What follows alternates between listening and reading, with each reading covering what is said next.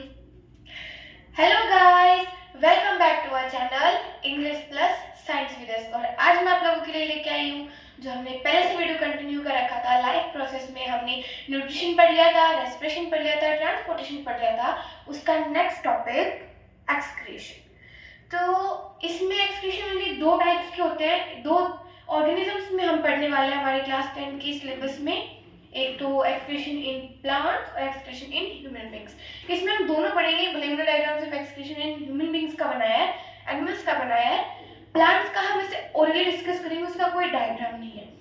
तो हमने nutrition, respiration और ट्रांसपोर्टेशन पढ़ लिया है। नेक्स्ट आता है हमारा एक्सक्रीशन। एक्सक्रीशन क्या है? हमने जो न्यूट्रिशन किया, हमने जो इंटेक ऑफ फूड किया, उसे यूटिलाइज करने के बाद, रेस्पिरेशन के थ्रू उसका ब्रेक डाउन करने के बाद, एनर्जी गेन करने के बाद, ट्रांसपोर्टेशन के थ्रू उसको पूरी बॉडी में ट्रांसपोर्ट करने के बाद जो भी हमें वेस्ट मटेरियल मिलता है उसको बॉडी से आउट करना ही हमारा क्या कहलाता है?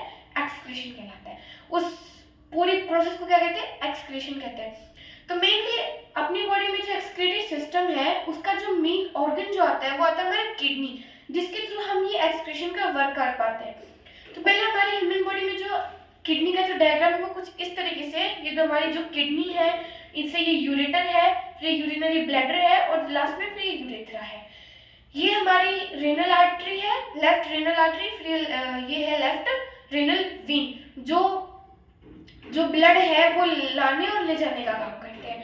फिर ये नीचे हो जाते हैं, ये लेफ्ट रेनल आर्टरी हो जाती है आयोटा, जो कि जो प्यूरिफाइड जो फिल्ट्रेट जो ब्लड हुआ है किडनी के थ्रू, उसको पूरी बॉडी में सप्लाई करने का वर्क करती है।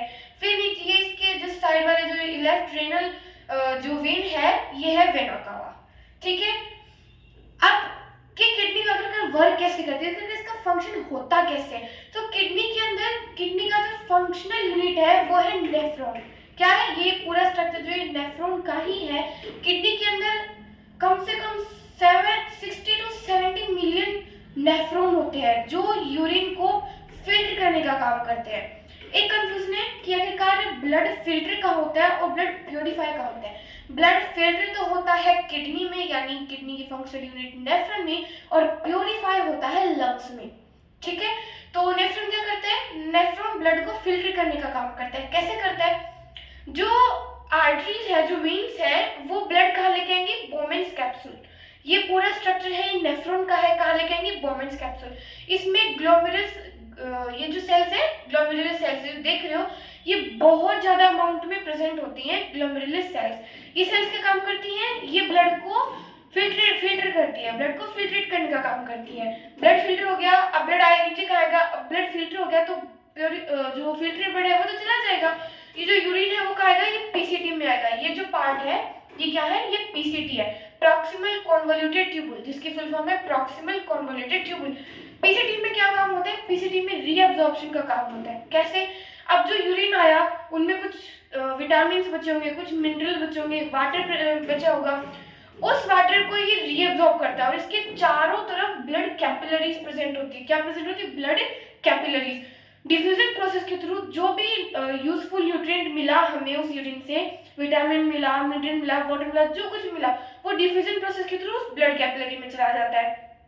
फिर ब्लड कैपिलरी से आर्टरी में और आर्टरी से पूरी बॉडी में। अब फिर पीसीटी के बाद, प्रॉक्सिमल कॉन्वोल्यूटेड ट्यूबुल के बाद आता है हमारा ये पार्ट, इसे कहते हैं लूप ऑफ हेनले या फिर एलवेट। ये क्या काम करते हैं? ये ज्यादा कुछ नहीं, पीसीटी और डीसीटी को कनेक्ट करने का काम करता है और इसका नाम है लूप ऑफ हेनले। फिर ये जो यूरिन है फिर जाता है डीसीटी में, डिस्टल कॉन्वोल्यूटेड ट्यूबुल। कहा जाता है? डीसीटी में। और इस डीसीटी से फिर यूरिन कहा जाता है हमारी कलेक्टिंग डक्ट्स में। ये जो आप ब्रांचेस देख रहे हो कलेक्टिंग डक्ट्स की, ये ब्रांचेस अलग अलग नेफ्रॉन से कलेक्ट होती है, अलग अलग नेफ्रॉन से जुड़ी होती है। यहाँ एक दूसरा नेफ्रॉन जुड़ा हुआ होगा, इससे यहाँ कोई दूसरा नेफ्रॉन कनेक्ट होगा, यहाँ दूसरा कनेक्ट होगा। ऐसे कलेक्टिंग डक्ट बहुत सारे नेफ्रॉन से कनेक्ट होती है। इसको कलेक्टिंग डक्ट नाम इसलिए दिया क्योंकि ये हर एक नेफ्रॉन से ब्लड यूरिन कलेक्ट करने का काम करती है। ये अलग अलग नेफ्रॉन से कनेक्टेड है और ये सभी नेफ्रॉन से यूरिन कलेक्ट करेगी। यूरिन कलेक्ट करके क्या करेंगी? सभी नेफ्रॉन से यूरिन कलेक्ट करके यूरेटर में भेज देंगी। अब यूरेटर से जो यूरिन है वो कहाँ आएगा? यूरिनरी ब्लैडर में आएगा। यूरिनरी ब्लैडर में वो यूरिन स्टोर हो जाएगा और जैसे यूरिनरी ब्लैडर का लिमिट क्रॉस हो जाता है, यूरिनरी ब्लैडर एकदम फुल हो जाता है, तो उसे यूरेथ्रा के थ्रू अपनी बॉडी से आउट कर देते हैं। हमने एक बात पढ़ी थी कि ज्यादातर जो अपनी बॉडी में जो वेस्ट है वो नाइट्रोजनस वेस्ट होता है, जो नाइट्रोजन की फॉर्म में प्रेजेंट होता है, तो वो यूरिन में भी होता है और एज हमने देखा था जब न्यूट्रिशन के प्रोसेस में, तो वो एनएस के थ्रू भी आउट होता है। ठीक है, इस तरीके से हम एनिमल्स, हम ह्यूमन बींग्स में तो एक्सक्रीटरी सिस्टम हो जाता है, हमारे ह्यूमन बींग्स में तो हर एक वर्क को करने के लिए अलग अलग सिस्टम होता है। जैसे एक्सक्रीशन के लिए हमारी बॉडी में एक्सक्रीटरी सिस्टम है जिसका मेन ऑर्गन किडनी है, और किडनी में जो फंक्शन यूनिट होती है वो होती है नेफ्रॉन, जो ब्लड को फिल्टर करने का काम करती है। ब्लड फिल्टर होता है नेफ्रॉन में और प्यूरिफाई होता है लंग्स में। ठीक है, ये तो था एक्सक्रीशन इन ह्यूमन बींग्स। अब बात आती है एक्सक्रीशन इन प्लांट्स। आखिरकार वो कैसे अपने वेस्ट प्रोडक्ट्स को अपनी बॉडी से, अपनी प्लांट बॉडी से आउट करते हैं। तो जब वो फोटोसिंथेसिस परफॉर्म करते हैं डे टाइम में, तो उनका वेस्ट प्रोडक्ट होता है CO2। आपको रेस्पिरेशन में याद होगा और न्यूट्रिशन में भी याद होगा, फोटोसिंथेसिस की प्रोसेस हमने रिएक्शन भी कम लिखी थी, उसको अच्छे से समझा भी था। तो एक ऑक्सीजन तो एक वेस्ट प्रोडक्ट है प्लांट का, जब वो फोटोसिंथेसिस परफॉर्म करते हैं तो वो उसे कैसे आउट करते हैं, वो सिंपली उसे स्टोमेटा के थ्रू आउट कर देते हैं, या फिर रूट से, स्टेम से, लीव से कहीं भी आउट कर देते हैं।